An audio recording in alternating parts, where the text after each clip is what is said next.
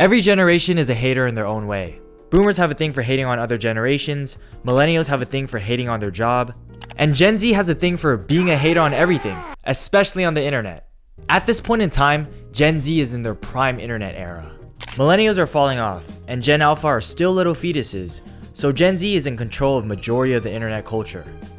And from being the most active generation online, a lot of hate from Gen Z starts to bleed out to the current trends and memes. For example, we have Instagram comments. This might sound like ancient times now, but Instagram comments used to be filled with love. Some girl would post the most basic selfie and their friends would be hyping the girl up like she's Olivia Rodrigo at the Grammys, which is sweet, you know? But nowadays, you have to take a deep breath and sigh before you open the comments on this app. I was on Instagram Reels the other day, getting my brain rot and daily scrolls in, and I came across a post of a family with 10 children sharing their ice cream flavors. What kind of Cold Stone ice cream did you get, Steven? Cotton candy and pistachio. Mint with gummy bears and marshmallows. I got brownies and cookies and cookie dough. And it's a wholesome video. Some of the kids are stuttering a bit, but they're kids. I talk like that when I speak to my crush. But the moment I clicked to view the comments was when I realized how wrong I was for thinking the comments would be normal. Why do 9 of them need speech therapy? Why is this the top comment? Bro chose quantity over quality. They really like ice cream. Mom's pregnancy craving was AA batteries. The thing is, we don't exactly know who's commenting these with their fake accounts and private profiles, but I'm willing to bet that 99% of these comments are from Gen Z. Since I'm Gen Z, and I feel their hate and humor spread all over this. People can post whatever they want on the internet, but the moment your post doesn't hit the right audience is when you have to go through the trauma of the comment section. Another thing about being Gen Z and hating is the divide between men and women in dating. Men hate women and women hate men, because this is what happens. A girl gets done wrong by a guy and she posts her story about it online. This builds up an audience of girls who've gone through the same thing, and they share a bond of hating all men. The same goes for the other side. Guy has a bad experience with the girl, hates women. And now we have this huge gender divide where relationships seem impossible, because deep down, both sides just want to find a good partner. But it can't happen because both sides are too hurt to open up, because everybody's gone through that one bad relationship that makes them question every future possibility. And this leaves a lot of people deciding to not fully commit because of some dumb reason or some dumb standard, without realizing, maybe I should heal so when the right person comes, I'll be ready and emotionally capable.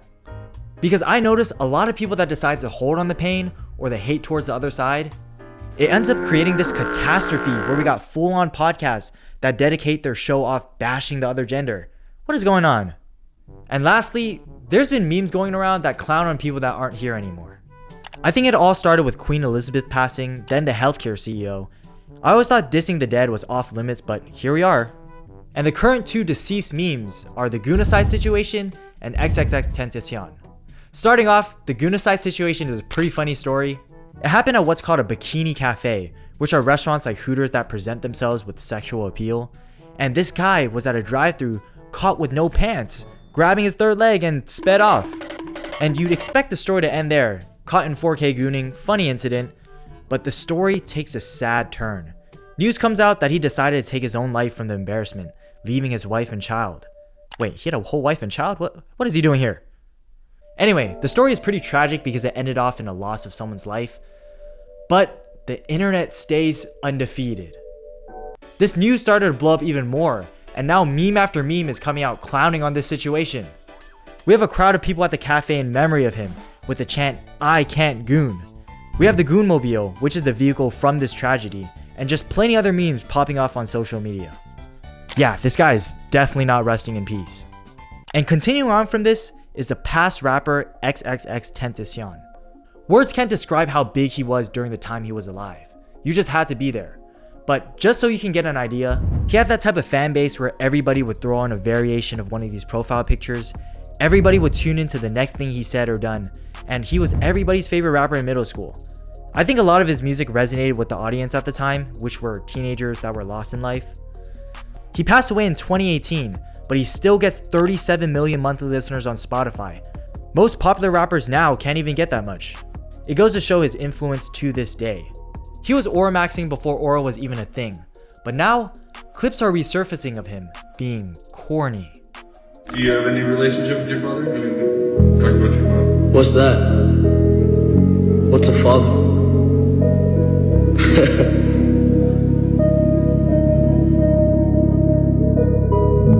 Yeah, I'm not gonna lie, this is pretty corny. But then again, that whole era was corny if you think about it. Everybody was dyeing their hair rainbow, getting face tats, doing cringe dances. That's just how things were. And in that internet era, it was cool, which is subjective with time. People used to think it was cool to chop off people's heads with a guillotine, and obviously that's not cool anymore. X would be that guy who said a lot and gave a lot of motivation and hope to people out there. Majority of what he did was trying to help people out, and unfortunately, when you say a lot, some of it might come off the wrong way.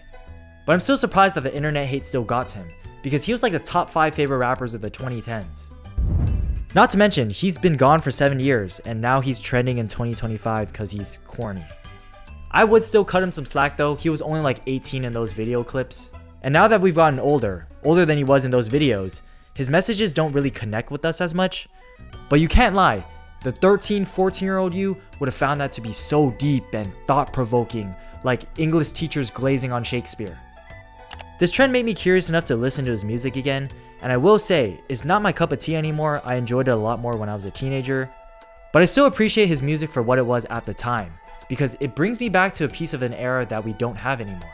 I feel like there was a lot more goofy on the internet and a lot less hate. Anyway, like, subscribe, I'll see you next time.